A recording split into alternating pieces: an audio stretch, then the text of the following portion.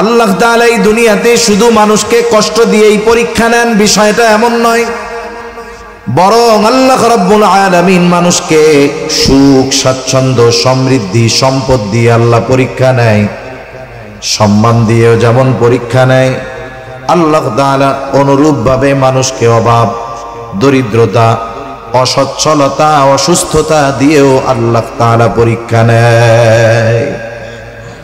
কিন্তু আমরা মানুষ, আমাদের স্বাভাবিক অভ্যাস হলো আমরা যেটাকে পছন্দ করি না শুধু সেটাকেই আমরা আমাদের জন্য পরীক্ষা মনে করি।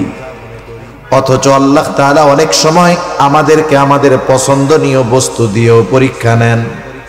আল্লাহ তাআলা আয়াতগুলোর মধ্যে এই কথাই বলেন, ফাআম্মাল ইনসানু ইযা মাবতালাহু রাব্বুহু ফাআকরামাহু ওয়া না'আমাহু ফায়াকুলু রাব্বি আকরামান।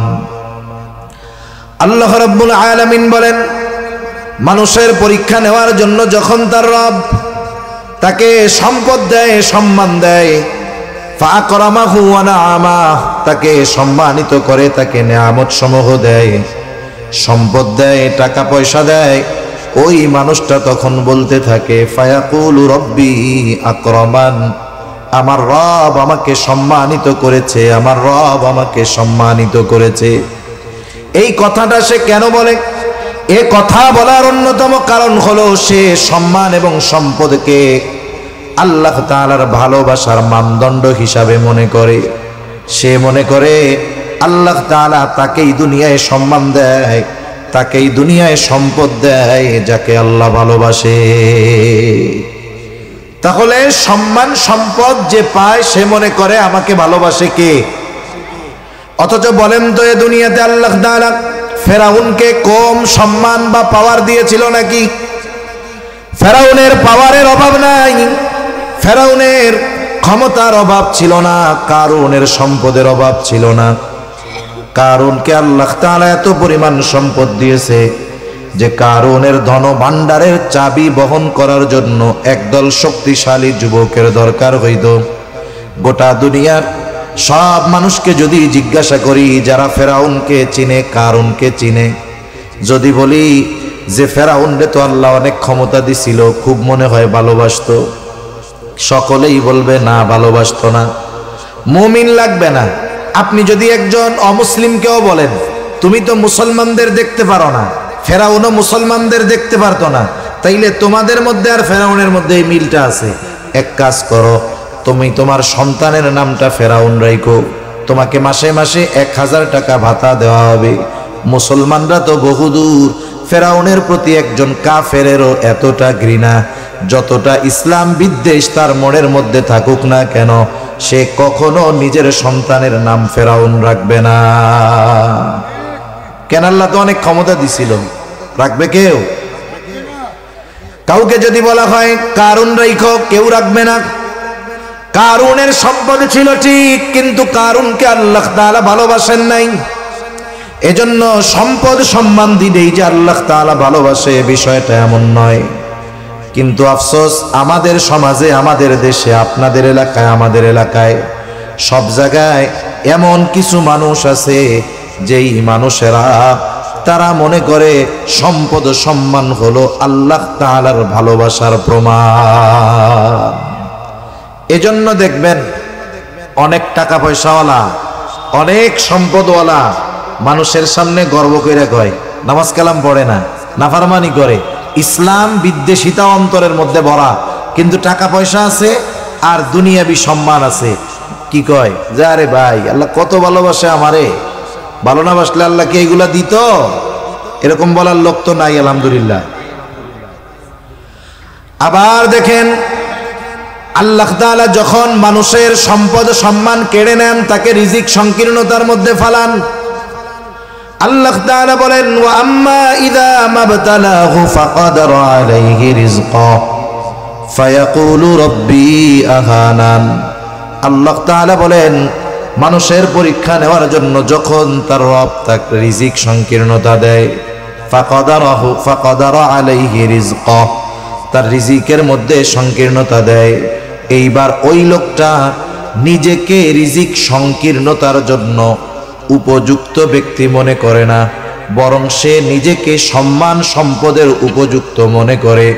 এই জন্য যখন রিজিক সংকীর্ণতা আসে, সে আল্লাহ তাআলাকে তার রিজিক সংকীর্ণতার জন্য দোষারোপ করে বলে, ফায়াকুলু রব্বি আহানান, আমার রব আমাকে অসম্মানিত করেছে। মুফাসসিরিনে কেরাম বলেন, সে কেমন যেন বলতে চায় যে আমি সম্মান সম্পদের উপযুক্ত ছিলাম, কিন্তু আল্লাহ তাআলা আমাকে সম্মান সম্পদ দেয় নাই। এখন দেখেন, ও নিজেকে উপযুক্ত মনে করে, নিজেকে উপযুক্ত মনে করে, এজন্য দোষ দেয় যে আল্লাহ আমাকে সম্পদ দেয় নাই। তাহলে আসলে সে তার কিছু কর্মের কারণে রিজিক সংকীর্ণতার মুখোমুখি হয়েছে। এখন ওই ব্যক্তি যেহেতু নিজের কারণে রিজিক সংকীর্ণতার মুখোমুখি হইল, এখন এই রিজিক সংকীর্ণতার জন্য সে যদি আল্লাহকে দোষারোপ করে, তাহলে এটা আল্লাহর ব্যাপারে সত্য বলা হয় না মিথ্যা বলা হয়?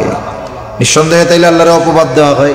যেটা আল্লাহ করেন নাই সেই বিষয়টা আল্লাহর ব্যাপারে বলা হয়।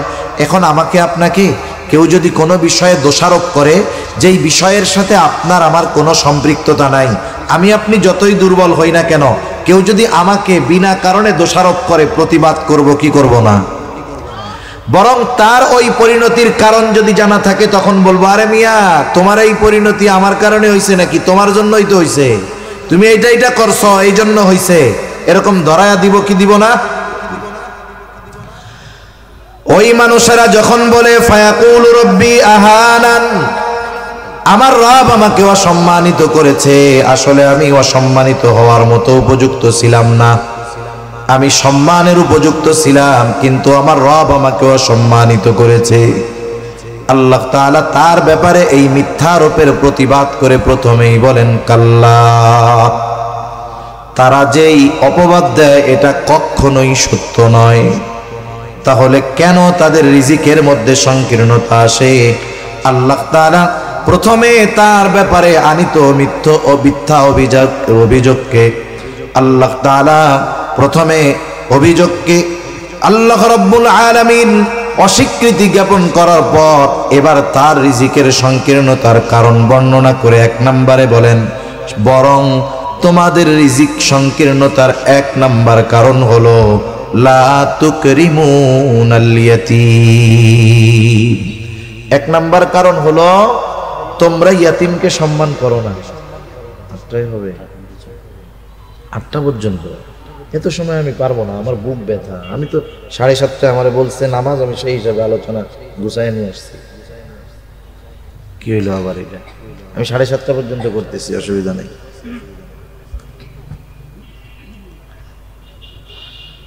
তাহলে 1 নম্বর কারণ বলতেছে যে তোমরা ইয়াতিমদেরকে কি করো না? সম্মান করো না। ইয়াতিমদের সম্মান করার দ্বারা উদ্দেশ্য কি? ইয়াতিমদের সম্মান করার দ্বারা উদ্দেশ্য হলো তোমরা ইয়াতিমদের হক আদায় করো না। ইয়াতিম সাধারণত 2 শ্রেণীর হয়। এক ধরনের ইয়াতিম হয় ধনী ইয়াতিম, আর এক ধরনের ইয়াতিম হয় গরিব ইয়াতিম।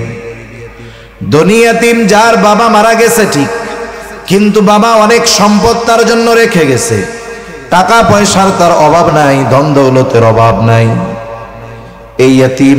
আরেকজন হলো দরিদ্র ইয়াতিম, যার বাবাও মারা গেছে, টাকা পয়সা ধন দৌলত কিছু রাইখাও যায় নাই। ইয়াতিম ধনী হোক আর গরিব হোক, উভয় ধরনের ইয়াতিমের কিছু হক সমাজের মানুষের উপরে আছে না নাই? ইয়াতিম হোক, ইয়াতিম ধনী হোক আর গরিব হোক, সমাজের মানুষের কাছে সে ইয়াতিম হিসাবে কিছু হক পায়। 1 নাম্বার, সে সকলের কাছে যেই হকটা পাবে, ইয়াতিম ধনী হোক আর দরিদ্র হোক, সেটা হলো ভালো ব্যবহার। 1 নম্বরে কি পাবে? ভালো ব্যবহার পাবে। এজন্য ইয়াতিমের সাথে ভালো ব্যবহার করা, এটা ইয়াতিমের অন্যতম হক। রাসূলুল্লাহ সাল্লাল্লাহু আলাইহি ওয়াসাল্লামের কাছে এক ব্যক্তি আসছে, এসে বলে, ইয়া রাসূলুল্লাহ, আমার হৃদয়টা কঠিন হয়ে গেছে, শক্ত হয়ে গেছে। আল্লাহ রাসূল সাল্লাল্লাহু আলাইহি ওয়াসাল্লামকে বলতেছে, হৃদয়টা কঠোর হয়ে গেছে, আপনি আমাকে এমন আমল শিখায় দেন যে আমল করলে আমার কঠোর হৃদয়টা নরম হয়ে যাবে। ওই জামানায় একজন সাহাবী নবীর কাছে আইসা বলতেছে হৃদয়টা কঠোর হয়ে গেছে। এই জামানার মানুষ আমাদের পরিস্থিতি কি? আমাদের হৃদয় তো একেবারে পাথরের চাইতেও কঠোর। নবীজি সাল্লাল্লাহু আলাইহি ওয়াসাল্লাম বলতেছে আমসাহ রাসাল ইয়াতীম ওয়া আতঈমিল মিসকিন, যে তুমি ইয়তীমের মাথায় হাত বুলায় দাও আর মিসকিনদেরকে খানা খাওয়াও। ইয়তীমের মাথায় হাত বুলায় দাও, কারণ ইয়তীমের মাথায় হাত বুলায় দিলে তোমার হৃদয় আল্লাহ নরম বানায় দিবে। ইয়তীমের কষ্টটা যদি নিজে উপলব্ধি করার চেষ্টা করি, ছোট বাচ্চা 4-5 বছর বয়স, ওর আব্বা নাই, ওর মন চাইলেই যা কিছু চাইতে পারে না আব্বুর কাছে। আপনার সন্তানটা ওর যখন কিছু খাইতে মনে চায় বলতে পারে, কিন্তু ওই বাচ্চাটা কারো কাছে বলতে পারে না। অনেক সময় যদি কারো কাছে কিছু মন চায় এটা বলে, নিগ্রহের শিকার হতে হয়, কথা শুনতে হয়। অনেক সময় এমন হয় ইয়াতিম দরিদ্র হওয়ার কারণে কাছের মানুষ আপনজনও তার সাথে খারাপ আচরণ করে। ধনী হইলে তো টাকা পয়সা আছে এই চিন্তা করে একটু মাঝে মধ্যে ভালো আচরণ করে, কিন্তু যে ইয়তীম দরিদ্র হয়, গরিব হয়, ওই ইয়তীমের সাথে অনেক সময় কাছের মানুষও খারাপ আচরণ করে। এজন্য ইয়তীমের অন্যতম 1 নাম্বার হক হইল সম্মান করার অর্থ হলো 1 নাম্বার তার সাথে সদাচরণ করা, ভালো ব্যবহার করা। ইয়তীম যদি দরিদ্র হয় এই বিষয়টা আর একটু বেশি করতে হবে, কারণ ইয়তীম যদি দরিদ্র হয়, অভাবী হয়, সমাজের যদি সামর্থ্যবান মানুষ থাকে, ধনী মানুষ থাকে, তাহলে উচিত ওই ইয়তীমের অভিভাবকত্ব গ্রহণ করা। অনেক সময় মাদ্রাসাগুলায় অনেক ইয়তীম থাকে, ইয়তীমখানার মধ্যে ইয়তীম থাকে, পাড়া প্রতিবেশী ইয়তীম থাকে। অনেক সময় ওই ইয়তীম সন্তান বাবাও তেমন সম্পদশালী না, অবহেলার শিকার হয়ে ছেলেটা অনেক সময় খারাপ হয়ে যায়।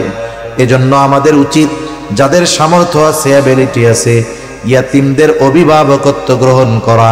কেউ যদি পরিপূর্ণটা গ্রহণ করতে না পারে, কমপক্ষে আংশিক হইলেও অভিভাবক হওয়া। যেমন মাদ্রাসাগুলোর মধ্যে যদি ইয়াতিম থাকে, অসহায় দরিদ্র ইয়াতিম, আপনি গিয়া হুজুরের কাছে বলতে পারেন, হুজুর আমি একটা ইয়াতিমের খরচ চালাইতে চাই, আপনার প্রতি মাসের খরচ চালানোর অ্যাবিলিটি নাই।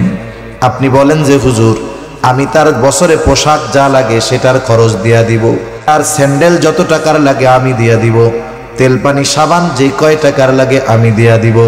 যে কোনো একটা অংশের অভিভাবকত্ব গ্রহণ করেন, তাহলে লাভটা কি হবে? নবীজি বলেন, হাদিসের মধ্যে আসছে, আমি আর ইয়াতিমের অভিভাবক জান্নাতের মধ্যে পাশাপাশি অবস্থান করব।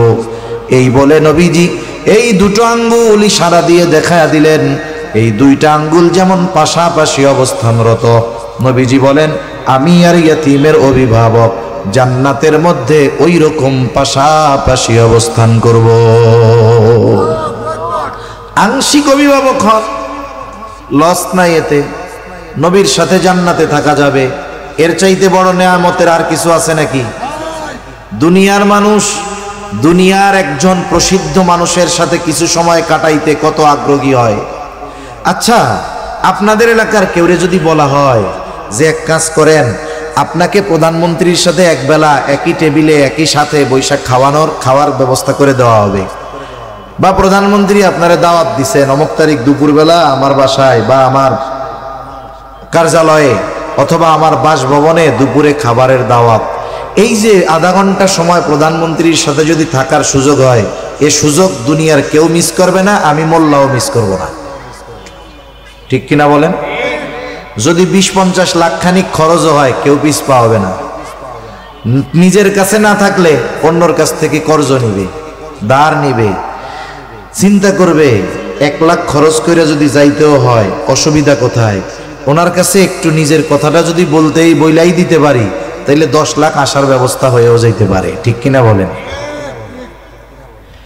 এই আশায় সর্বোচ্চ প্রচেষ্টা করে প্রধানমন্ত্রীর সাথে কিছু সময় থাকার, কাটানোর এই সুযোগ অর্থ খরচ করে হলেও আমরা মিস করব না। অথচ নবীজি তার সাথে থাকার ব্যবস্থা আমাদের জন্য করে দিচ্ছেন। নবীজির সাথে থাকতে পারার সংবাদ শুনে সাহাবায়ে কেরাম সবচাইতে বেশি খুশি হয়েছে। এত খুশি সাহাবায়ে কেরাম আর কোনো খবরে হয় নাই। মূল অপারেটর কি আছেন এখানে? আপনি অপারেটর মূল, রিভার্ব দিয়ে আওয়াজ ছাড়েন। আপনারে বারবার বলতেছি, আপনি বুঝেন না, শব্দ টানতেছেই না, অনেক জোরে বলতেছি আমি। ডিলে মিলে তো ঠিক মতো দিচ্ছেন, রিভার্ব দিয়ে আওয়াজটা ছেড়ে দেন যেন একটু আরামে কথা কইতে পারি।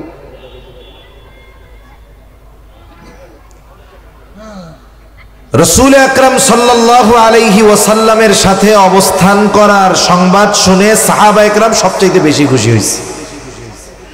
হযরত আনাস রাদিয়াল্লাহু তাআলা আনহু থেকে বর্ণিত হাদিস, নবীজি সাল্লাল্লাহু আলাইহি ওয়াসাল্লামের কাছে এক গ্রাম্য সাহাবী আসছে। গ্রামের মানুষ অনেক সময় তাদের সরলতাকে আমরা মূর্খতা মনে করি। গ্রামের মানুষ হলো সরল।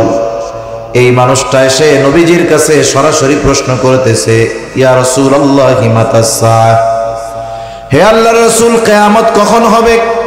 নবীজি আরেকজনের সাথে কথা বলতেছিলেন, ওই অবস্থায় লোকটা এসে নবীজিকে প্রশ্ন করছে। নবীজি ওই ব্যক্তির সাথে কথা শেষ করার পরে বলতেছেন, ওই লোকটা কোথায় যে জিজ্ঞাসা করলো কিয়ামত কখন হবে? লোকটা বলে, আনা ইয়া রাসূলুল্লাহ, হে আল্লাহর রাসূল, আমি জিজ্ঞাসা করেছি। নবীজি সাল্লাল্লাহু আলাইহি ওয়াসাল্লাম তার প্রশ্নের জবাব দেওয়ার আগে তাকে উল্টা পাল্টা প্রশ্ন করলেন। কারণ তার প্রশ্নের ভাবটা এমন ছিল না যে সে জানতে চায় কিয়ামত কখন আসবে, বিষয়টা এমন নয়। বরং তার প্রশ্ন করার ভাবে মনে হইতেছিল সে কিয়ামতের জন্য অপেক্ষা করতেছে, কিন্তু কিয়ামত আসতেছে না। বলার বা বাচন ভঙ্গি এরকম ছিল আর কি। মনে করেন আপনি গেছেন গ্রামের বাড়িতে যাবেন, বাড়ি এখানে যারা বাড়ি দূরে, এখন আপনি গাবতলী গেছেন টিকিট কাটার জন্য। টিকিট কাটার আগে আপনি কাউন্টারে গিয়ে জিজ্ঞাসা করছেন যে বাস কখন আসবে। এখন গাড়িওয়ালা বা ওইখানে কাউন্টার মাস্টার বলল বাস 10টার সময় আসবে। আপনি একটা টিকিট নিলেন, বললেন যে আমার একটা টিকিট দেন 10টায়। এখন 10টা পার হয়ে 10:30 বেজে গেছে।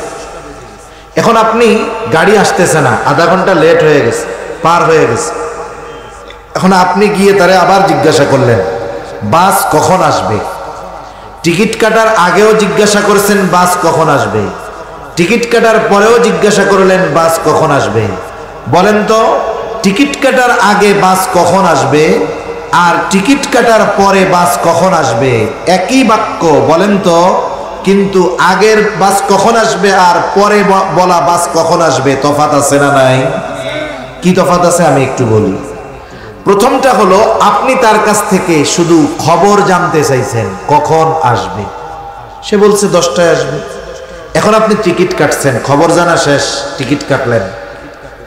এখন যখন আধা ঘন্টা পার হয়ে গেছে বাস আসে না, এখন যা জিজ্ঞেস করছেন বাস কখন আসবে। এখন আপনি খবর জানতে চান নাই। এই কথার ভিতরে কি আছে জানেন? এই মিয়া, 10টায় বাস আসার কথা, আধা ঘন্টা পার হয়ে গেল, বৈশা রইছি মিয়া, এখনো বাস আসার খবর নাই কেন? এখন বলেন তো, এই যে বাস কখন আসবে একই বাক্য যদিও, কিন্তু সময় বা বাচনভঙ্গির পরিবর্তনের কারণে অর্থ বা বুঝের পরিবর্তন হয়েছে কি হয় নাই? ওই ব্যক্তি কিয়ামত কখন আসবে এমন ভাবে বলছে মনে হচ্ছে সে কিয়ামতের জন্য রেডি হয়ে বসে রয়েছে। এজন্যই নবীজি তাকে পাল্টা প্রশ্ন করেছেন, মা আদাত্তা লাহা, তুমি কিয়ামতের জন্য কি সংগ্রহ করেছো, কি প্রস্তুতি তুমি গ্রহণ করেছো? লোকটা সহজ সরল গ্রামের মানুষ, মনের মধ্যে কোনো দোষ টোষ কিছু নাই। সে সহসাই জবাব দিচ্ছে, আমি আল্লাহ এবং তার রাসূলকে ভালোবাসি। নবীজিও সাথে সাথে তাকে বললেন যে যাকে ভালোবাসে তার সাথে অবস্থান করবে, আল মারউ মাআ মান আহাব্বা, যে যাকে ভালোবাসে তার সাথে অবস্থান করবে। একটু তাকায় দেখেন ভালোবাসাটা শব্দটা কোথায় ব্যবহার করার দরকার ছিল, আর আগামী প্রজন্ম এই ভালোবাসাটাকে কোথায় ব্যবহার করতেছে আল্লাহই জানে। এক সময় কেউ যদি কেউরে বলে যে আমি তোমারে ভালোবাসি, এটা গালাগালির মতো হয়ে যেতে পারে, ঠিক নাই তো? কারণ এই শব্দটাকে ব্যবহার করে অপরাধ, জেনা, ব্যভিচার, অশালীনতা, অশ্লীলতা যা আছে সবকিছুর প্রসার ঘটানোর চেষ্টা চলতেছে, ঠিক কিনা বলেন? ভালোবাসা শব্দটাকে ব্যবহার করে আল্লাহ জানে এই শব্দটার কি হয়। কারণ সমাজে অনেক শব্দ আছে, এটা শুধু ব্যবহারের কারণে ওই শব্দ গালিতে পরিণত হয়।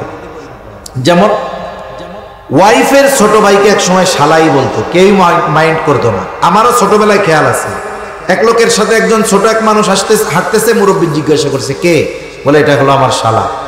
এটারে বকা মনে করতো না, কিন্তু এখন দেখেন বকা দিতে গেলে আগে কয় ওই শালা, ঠিক কিনা বলেন? তার মানে ওই শব্দ যথাযথ স্থানে ব্যবহার না হওয়ার কারণে এখন গালাগালি হয়ে গেছে। এই ভালোবাসা শব্দটাও এক সময় যথাযথ স্থানে ব্যবহার না হওয়ার কারণে আল্লাহ জানে কি হবে, গালাগালি হয়ে যাইতে পারে, ঠিক নেই। নবীজি বললেন আলমারউ মাআ মান আহাব্বা, যে যাকে মহব্বত করে ভালোবাসে তার সাথে অবস্থান করবে। লোকটা আর কিছু বলল না, সোজা বাড়ির দিকে হাঁটা দিল। হযরত আনাস রাদিয়াল্লাহু তাআলা আনহু বলেন, নবীজির মুখে যখন শুনলাম যে যাকে মহব্বত করে তার সাথে অবস্থান করবে, তার মানে আমি নবীর সাথে জান্নাতে অবস্থান করতে পারবো। হযরত আনাস রাদিয়াল্লাহু তাআলা আনহু বলেন, আমি নবীজিকে সর্বোচ্চ ভালোবাসি, আবু বকর ওমর রাদিয়াল্লাহু তাআলা আনহুমাকে ভালোবাসি। যদিও তাদের মতো আমল করতে পারি নাই, কিন্তু এই আশা রাখি জান্নাতে আমি তাদের সাথে অবস্থান করতে পারবো। হযরত আনাস রাদিয়াল্লাহু তাআলা আনহু আরো বলেন, নবীজির মুখে এই কথাটা শ্রবণ করবার পর যে যাকে মহব্বত করে তার সাথে অবস্থান করবে, আমরা এতটা খুশি হয়েছি ইসলাম গ্রহণের পরে আর কোনো কথার দ্বারা এতটা খুশি হই নাই। সেই নবীজির সাথে জান্নাতে থাকার যেই আমলগুলো করলে থাকা যাবে, এর মধ্যে অন্যতম একটি আমল হলো ইয়তীমের অভিভাবক হয়ে যাওয়া। সাথে সাথে নবীজি আর হাদিসের মধ্যে বলেন, ওই ঘর কতই না উত্তম ঘর, যেই ঘরের মধ্যে একজন ইয়তীম আছে আর তার সাথে সদাচরণ করা হয়। আর ওই ঘর কতই না নিকৃষ্ট ঘর, যেই ঘরের মধ্যে ইয়তীম আছে আর তার সাথে অসদাচরণ করা হয়, খারাপ ব্যবহার করা হয়। বুজুর্গানে দিন বলেন, মূল কথাটা হইল যেই ঘরে একজন ইয়তীম আছে, ওই ইয়তীমের সাথে ওই ঘরের মানুষ যখন সদাচরণ করে, ভালো ব্যবহার করে, ওই ইয়তীমের সাথে ভালো আচরণ করার কারণে আল্লাহ তাআলা ওই ঘরটাকে রহমত এবং বরকত দিয়া ভরপুর করে দেয়। আবার যেই ঘরে ইয়তীম, তার সাথে যখন খারাপ আচরণ করা হয়, আল্লাহ তাআলা বেজার হয়ে যায়, নাখোশ হয়ে যায়। এই কারণে আল্লাহ রাব্বুল আলামিন ওই ঘর থেকে বরকত, রহমত উঠায় নিয়ে যায়। এই জন্য আমি আপনি যদি একজন ইয়তীমের খাবারের ব্যবস্থা করি, আমি হয়তো দেখব তার পেছনে কিছু পয়সা খরচ হইতেছে, কিন্তু দেখা যাবে তার পেছনে ব্যয় হবে 3000 টাকা। আল্লাহ তাআলা তার বরকতে, তার কল্যাণে আমাকে লক্ষ লক্ষ টাকার কল্যাণ, বরকত আল্লাহ দান করবে।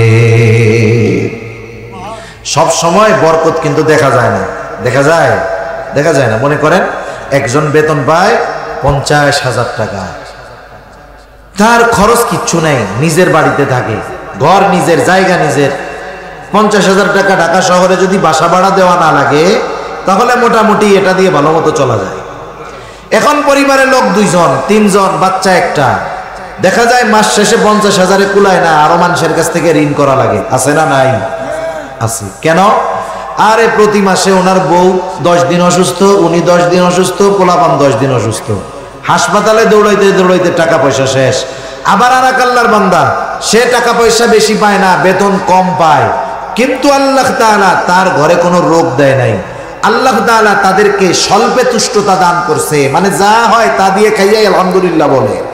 এই ঘরে রোগ বালাই নাই। আল্লাহ তাআলা এই যে দেখেন বরকত কি, ওরে রোগ দিয়ে ওর সম্পদ শেষ করে দিছে। আর আল্লাহ তাআলা এদেরকে সুস্বাস্থ্যতার নিয়ামত দিয়ে আল্লাহ তাআলা এদের সম্পদকে বাঁচায় দিছে, ঠিক কিনা বলেন? এজন্য বিভিন্ন পদ্ধতিতে আল্লাহ তাআলা বরকত দেয়। মানুষ অনেক সময় বুঝতে পারে, মানুষ অনেক সময় এটা অনুধাবন করতে পারে না। সেজন্য ইয়তীমের অভিভাবক যদি হওয়া যায়, এতে লাভ আছে। সাথে সাথে আরেকটা বিষয়ে সতর্ক থাকার দরকার, কেউ যদি ইতিমের অভিভাবক হয়, ইতিমের যেই সম্পদ থাকবে, ইতিমের মালিকানায় যেই সম্পদগুলো, খবরদার সে ছোট হওয়ার কারণে তাকে ধোঁকা দিয়ে ইতিমের সম্পদগুলো নিজে ভক্ষণ করা যাবে না। এটা বড় জঘন্য কাজ। অন্যায়ভাবে অন্য কারো সম্পদ ভক্ষণ করা এটা নিঃসন্দেহে গর্হিত কাজ। আল্লাহ তাআলা এটা নিষেধ করেছেন, ওয়ালা তাকুলু আমওয়ালাকুম বাইনাকুম বিল বাতিল। আল্লাহ তাআলা বলেন, অন্যায়ভাবে তোমরা কারো সম্পদ ভক্ষণ করো না। এটা বড় জঘন্য এক খারাপ কাজ। এই কাজটা আমাদের সমাজে বেশি, বিশেষ করে টাকা পয়সা সহ জমি জাতি যা আছে, মানুষ আর একজনেরটা কেমনে নিজে খাবে, কেমনে ভোগ দখল করবে, এই ধান্দায় থাকে।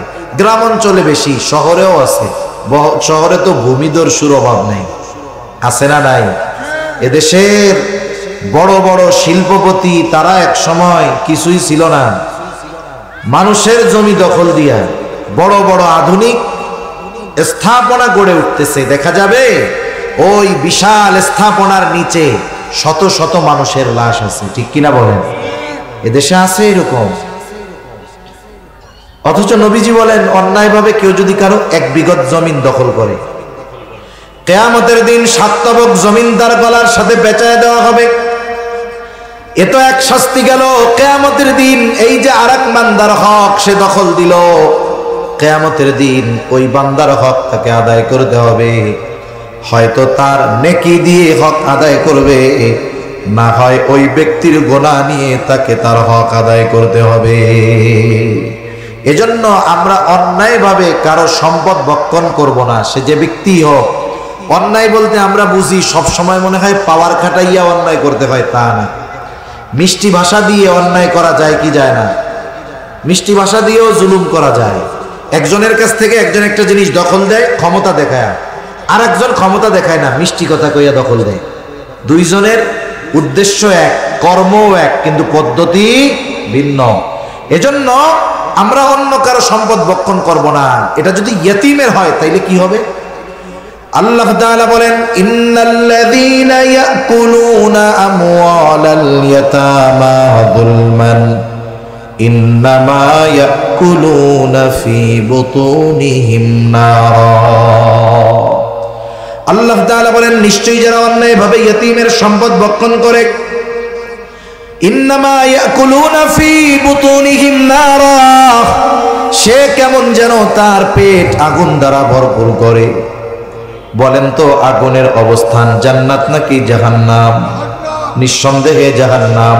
আল্লাহ তাআলা এই জন্য বলেন, ওয়াসায়াসলাউনা সাঈরা, অচিরেই তার আবাসস্থল হবে জাহান্নাম। এজন্য ইয়তীম যদি কারো অধীনে থাকে, ইয়তীমের সম্পদের হেফাজত করা, ইয়তীমের সাথে ভালো আচরণ করা, ইয়তীমের হক আদায় করা, এটাই হলো ইয়তীমকে সম্মান করা। যারা ইয়তীমকে সম্মান করে, আল্লাহ তাআলা বলেন তাদের রিজিক আল্লাহ প্রশস্ত করে দিবে। আর যারা ইয়তীমকে অসম্মান করে তথা ইয়তীমের সাথে খারাপ আচরণ করে, ইয়তীমের হক নষ্ট করে, ইয়তীমের সম্পদ ভক্ষণ করে, বলে তোমার কাগজে কলমে সম্পদ থাকবে কিন্তু আমি আল্লাহ তোরে খাইতে দিব না, ঠিক কিনা বলেন? তাহলে মানুষের রিজিক সংকীর্ণতার 1 নম্বর কারণ ইয়তীমের হক আদায় না করা।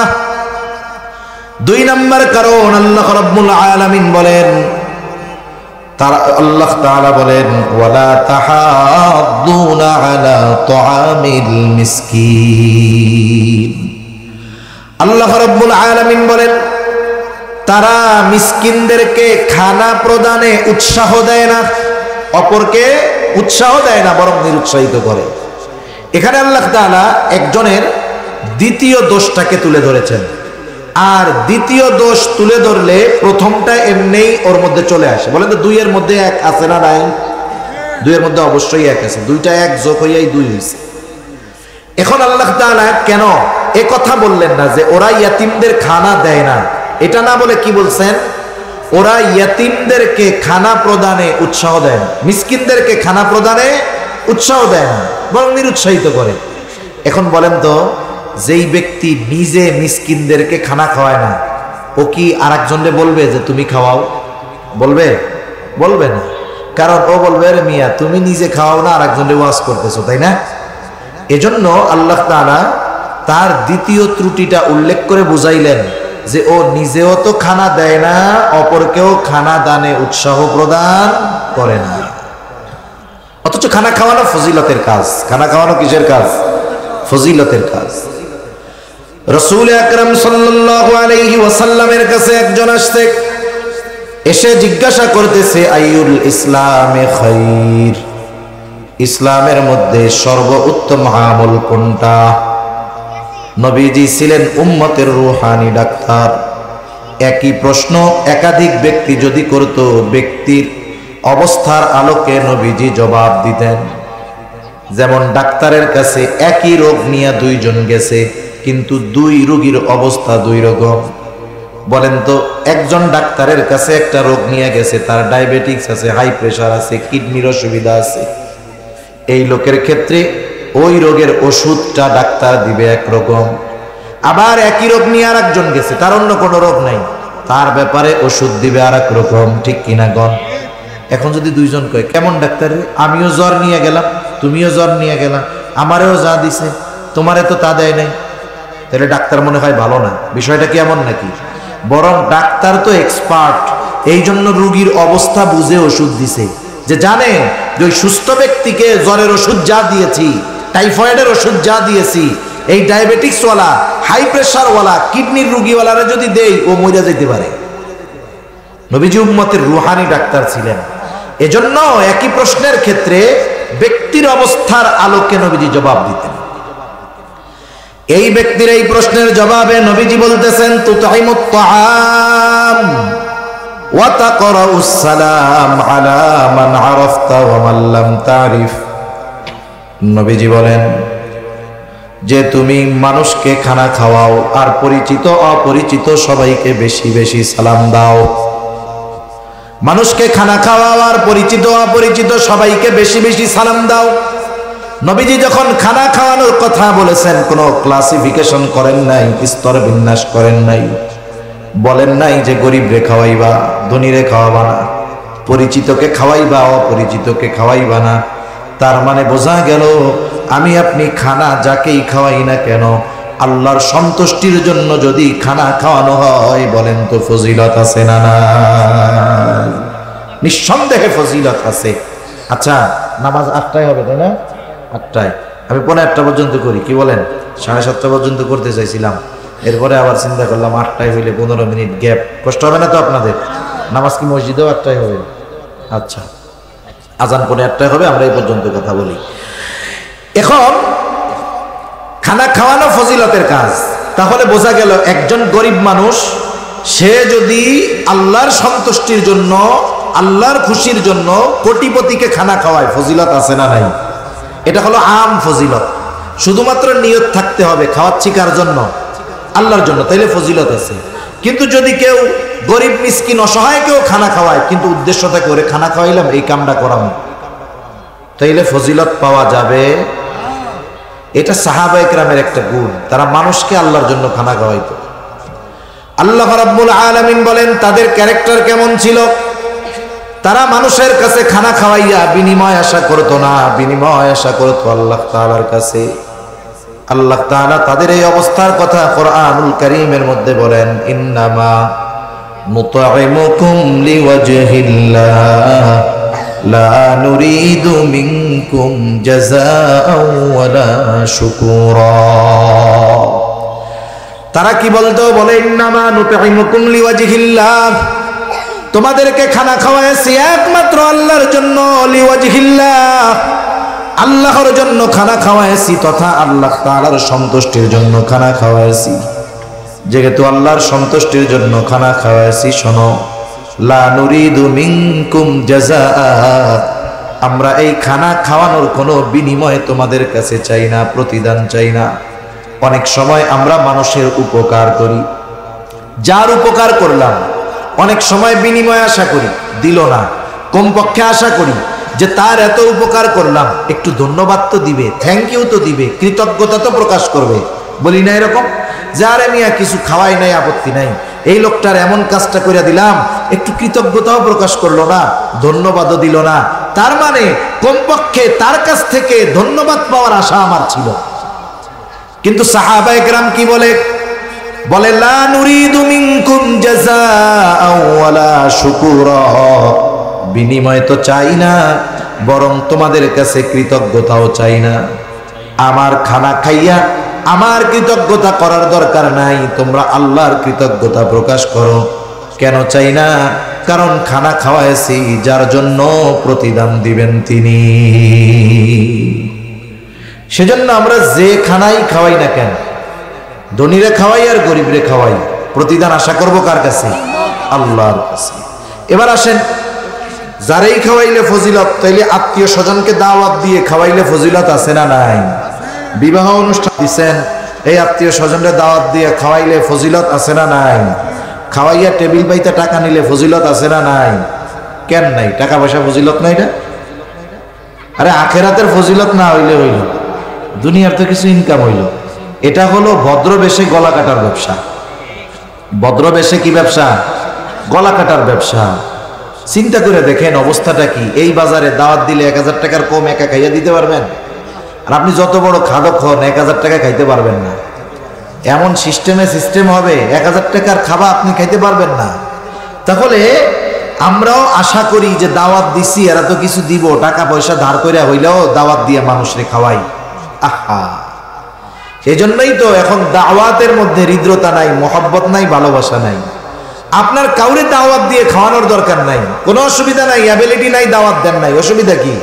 কিন্তু দাওয়াত দিয়ে মানুষের কাছ থেকে বিনিময় আশা করা, এর চাইতে অভদ্রতা আর অসভ্যতা কিছুই হতে পারে না। আপনার যদি মানুষরে আল্লাহর জন্যই খাওয়াইতে মন চায়, কার্ড দিবেন, উপরে লেখা দিবেন যে ওই যে আরবি এই কথাটার যে কোনো একটা সারমর্ম লিখে দিবেন, ইন্নামা নুতঈমুকুম লিওয়াজহিল্লাহ, আমরা আপনারে দাওয়াত দিচ্ছি আল্লাহর জন্য, কোনো বিনিময় আশা করি না, আপনি আসলেই খুশি হব। ঠিক কিনা বলেন? এটা কেউ লিখবে না, কারণ চিন্তা করে এত খরচ করছি, কিছু না উঠলে হইব নাকি? এ কাম করা যাবে না। তাহলে আমরা আত্মীয় স্বজনকে দাওয়াত দিয়ে খাওয়াবো, এটা ভালো কাজ, তবে কার জন্য?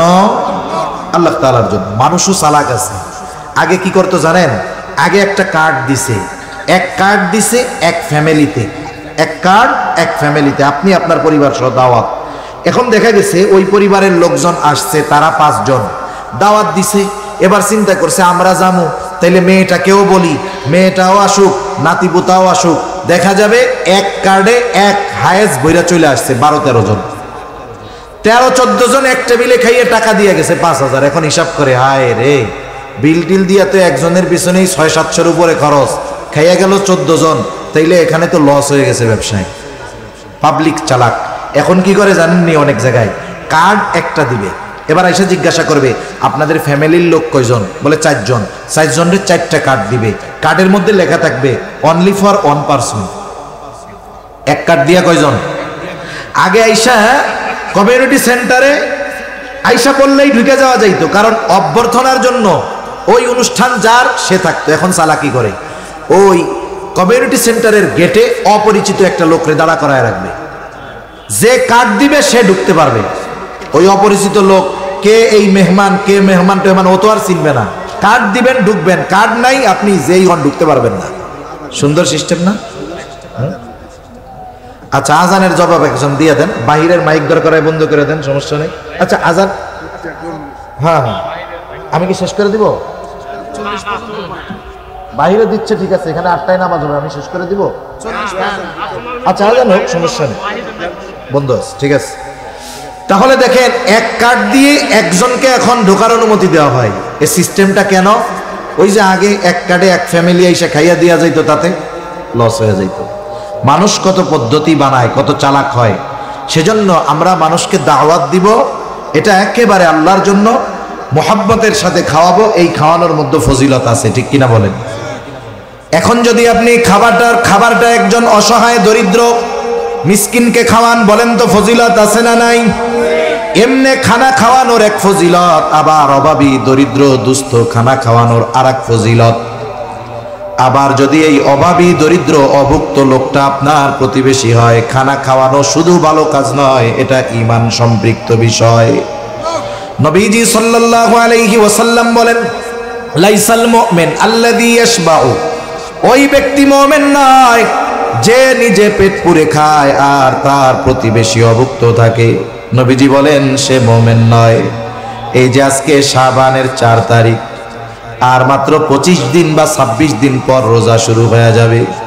আমার আপনার টেবিলে ইফতারের সময় দেখা যাবে 10 প্রকারের আইটেম আছে, তরমুজটা নাই।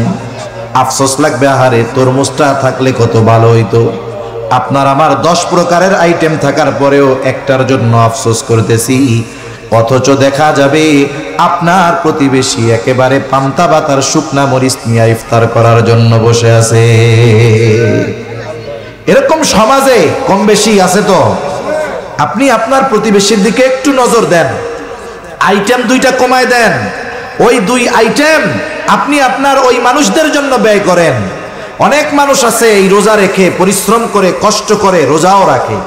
রোজার মাস আসলে অনেক মুমিন খুশি হয় যে আমরা ইবাদত বন্দেগী করতে পারবো, আর ওই মানুষগুলো খুশি হওয়ার সাথে সাথে কপালে ভাঁজ পড়ে যায়, কারণ সে দৈনিক উপার্জন না করলে তার রোজা রাখার ব্যবস্থা হবে না। তাহলে দিনে তাকে পরিশ্রম করতে হবে, আবার রোজা রাখতে হবে, নাইলে খাবারের ব্যবস্থা হবে না। এইরকম মানুষগুলো একটু খুঁজেন। যেই মানুষের এরকম অবস্থা, আপনি তার জন্য একটু সাহায্যকারী হয়ে যান। তারা ফ্যামিলিতে 2 জন মানুষ, অথবা সে একা ঢাকায় থাকে, আপনি তাকে বলেন যে ভাই, এই যে রোজার মাস, এই গোটা রোজার মাস আপনি আমার মেহমান, সাহরি ইফতার আপনি আমার সাথে করবেন, অসুবিধা কি?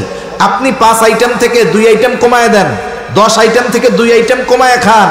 তাহলে কি হবে? ওকে ইনক্লুড করতে পারলেন, লাভ কি হবে?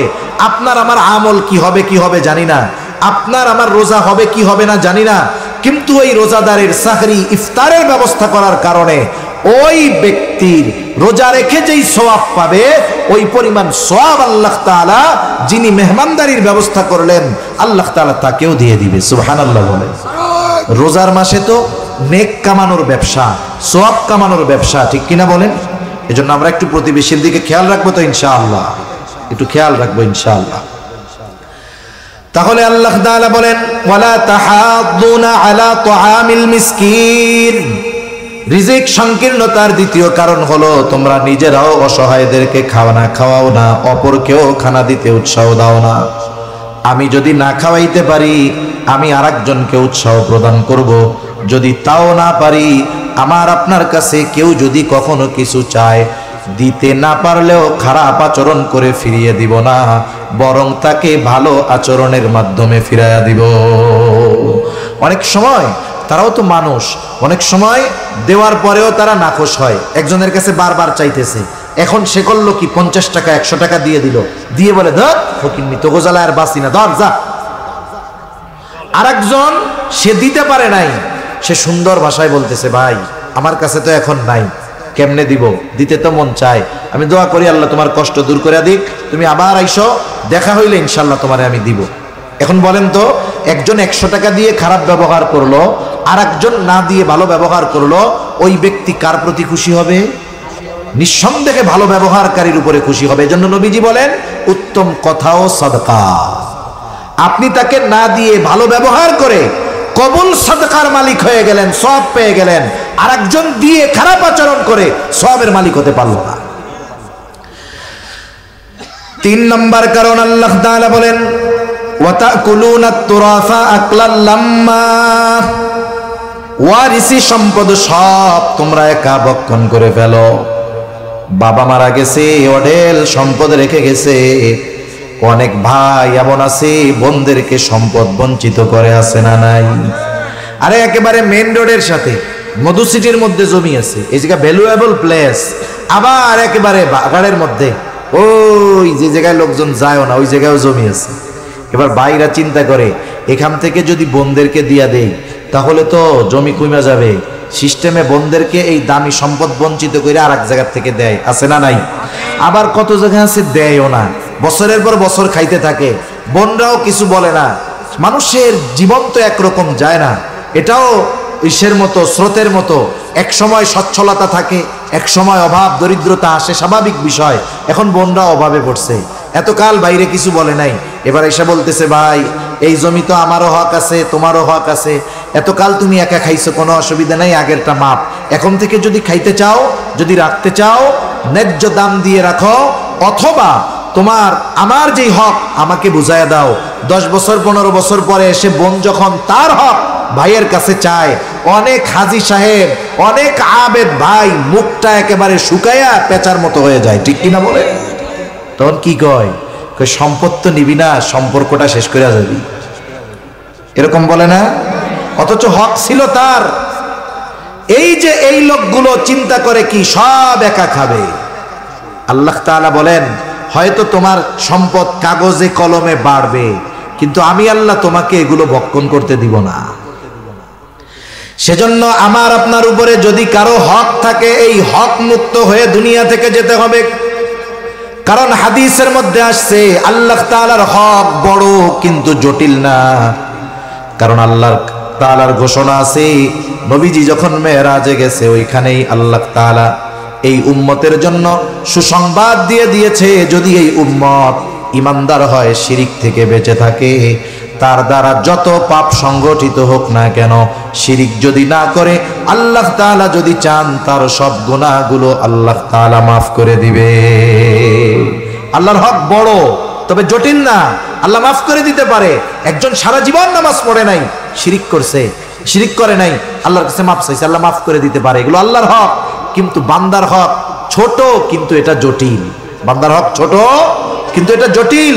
কিয়ামতের দিন কেউ কাউকে ছেড়ে দিবে না। এজন্য আমার আপনার উপরে কারো হক যেন না থাকে, এই বিষয়টা চিন্তা করব। অনেক সময় আমাদের গ্রাম অঞ্চলে বেশি হয়, শহরেও হয়, 1-1.5 ইঞ্চি জমির জন্য মারামারি হয়ে যায়, হয় কি হয় না? একজনের পাওয়ার আছে, ওইটারে দখল দিয়া দেয়। হায় রে ভাই, আপনি দুনিয়া একটু ছাড় দেন, 1-2 ইঞ্চি সাইডে ওরা একটু বেশি খাওয়া নি আপনি, অসুবিধা কি? এই যে দুনিয়া এতটুকু ছাড় দিলেন, এর বিনিময়ে আল্লাহ তাআলা আপনাকে আমাকে আশা করা যায় আখিরাতে ছাড় দিয়ে দিবে, ঠিক কিনা বলেন? আল্লাহ ছাড় দিয়ে দিবে আখিরাতে। দুনিয়ার একটু খাইতে গিয়ে আখিরাত কেন বরবাদ করব?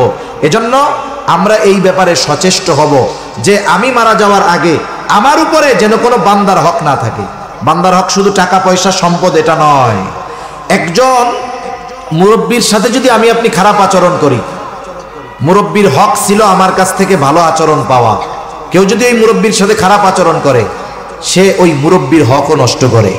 এজন্য রাসূল সাল্লাল্লাহু আলাইহি ওয়াসাল্লাম এক হাদিসের মধ্যে আসছেন, তিনি বলেন, তোমরা ওই দিন আসার আগে, যেই দিন বাদী বিবাদীর মধ্যে আল্লাহ ফয়সালা করে দিবে, ওই দিন আসার আগে তোমরা যদি কথার দ্বারাও কাউকে কষ্ট দিয়ে থাকো, তাহলে দুনিয়াতে তোমরা মাপ চায়া নাও। একটু চিন্তা করে দেখেন তো, এই হায়াতে আমরা কতজনকে কথার দ্বারা, কর্মের দ্বারা, আমার পাওয়ারের দ্বারা কষ্ট দিয়েছি। হয়তো এমন মানুষ আছে অনেককে কষ্ট দিয়েছি, দুনিয়া থেকে চলে গেছে। অনেক মানুষকে কষ্ট দিয়েছি, তার সাথে আর দেখা হবে না। আপনি এখন কি করবেন? তাদের জন্য আল্লাহর কাছে মাফ চাইবেন যে আল্লাহ, আমি খারাপ আচরণ করছিলাম তাদের সাথে, আপনি তাদেরকেও মাফ করেন, আমাকেও মাফ করে দেন। তাদের নামে কিছু সদকা করবেন যে আল্লাহ, এই সদকার সওয়াব আপনি তাদেরকে দিয়ে দেন, তবুও আমাকে এই কারণে কিয়ামতের দিন আল্লাহ আপনি ধইরেন না। আশা করা যায় আল্লাহ তাআলা মাফ করে দিবে, আশা করা যায় মাফ করে দিবে। এজন্য মরার সময় আমার আপনার কাছে কেউ প্রাপ্য থাকে, কেউ আমার কাছে কোনো হক পায়, এভাবে যেন আমরা দুনিয়া থেকে বিদায় না নেই। সেভাবে প্রস্তুতি নিবে তো ইনশাআল্লাহ।